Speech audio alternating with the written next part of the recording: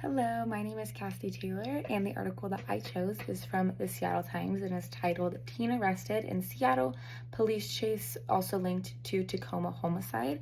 This article was published on December 4th, 2025, and the article is about a 16-year-old boy who was arrested in Seattle after a police chase that they later found was connected to a deadly homicide that took place in Tacoma. According to the police, the teen was involved in a stolen vehicle chase that went through multiple cities in Washington, and during this chase, it was reported that someone inside the vehicle had fired a gun at a police officer who was on the interstate. So the chase finally ended, and the 16-year-old was arrested, as well as 3 teenage girls. Police later found 2 guns, one of which was inside the stolen car and one that was on the teen. So after this arrest, investigators discovered that this same 16-year-old was also connected to a shooting that happened earlier the year in Tacoma. This had killed 18-year-old Messiah Washington, and there's surveillance video from inside the apartment showing the teen firing a gun. The 16-year-old as well as 3 15-year-olds were later charged in connection to this homicide. One of the 15-year-olds had already pled guilty to attempted robbery and was sentenced time in a juvenile rehabilitation center, and the other 2 teens are possibly facing charges in adult court.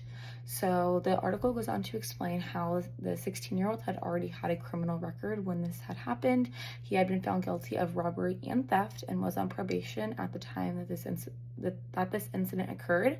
Earlier in the year, while he was being held on juvenile detention, he was involved in a fight where he attacked one of the officers, and because of that, he was charged with assault, and prosecutors wanted all 4 teens to stay in detention, but were allowed to go home with electronic ankle monitors on them.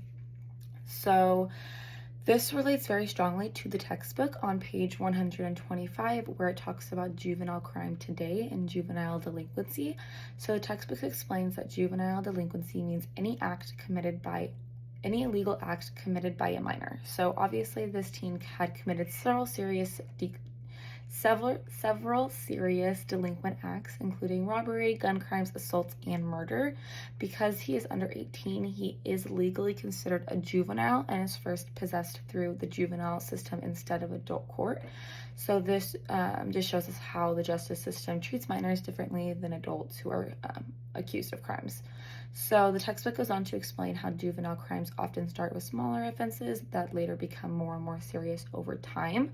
In this case, the teen had already had charges for robbery and theft before he was linked to this homicide, and this shows a pattern of repeated behavior, which in the textbook says that this can happen when youth do not get enough support or supervision early on.